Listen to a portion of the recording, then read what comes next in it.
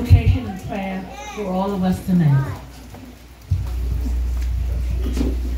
Before the invocation, let me just share to you regarding family. So we are all family here, biological family. Spiritually, we are family with our one God. So is family a mere group of relatives, or is it something more? Families were God's unique idea. It is not our idea, it is God's idea.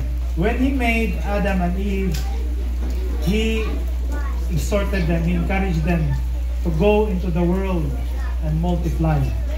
That was His mandate. So there is no greater institution, no? Wala na ilain pa. Better group of people to effectively give a positive change in the world. In fact, we have grown into our family, Dita Porco, especially in Bayog, no, kitang tanan. The kids nowadays, they miss that opportunity to grow up with even Mama Sipa, inigsit-sit, inigtaghoy, ug wala pa diha, pitik yun. There is no better place to learn the essential principles of life than in the family. So I remember Mama Sipa, every time magsimba, no, inikalawat na gustiya, mangayo ko. Yung Mama Sipa, atik-atik ko siya kuha, hungit. Pero wala na isulod ang iyang kamot. And nowhere can the truth of God's Word be more effectively taught and modeled. Conversely, there is no institution or no group of people with more power and ability to destroy a person than in a family. The parents' words can build up a child. It can also destroy a child.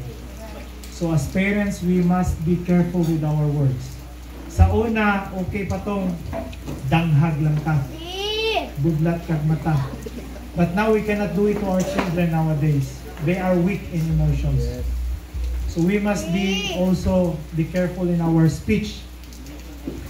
So physical and verbal abuse as well as neglect can damage the emotional well-being of a child well into adulthood and often for a lifetime.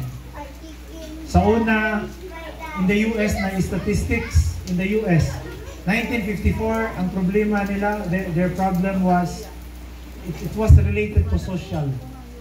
But now, ang problema, I forgot that problem, but now the problem is within the family. That their kids now are facing depression. That's our job as parents, no?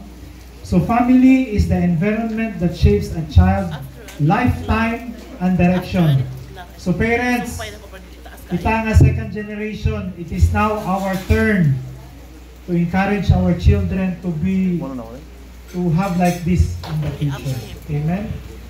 And so it is God's idea to have like this, and to be here in Aurora, it is also by God's grace na walay na disgrasya na tanan, that we are all here, even coming from the US, coming from the Middle East, and from the UK. And so with that, let us all stand as we thank our God for this gathering.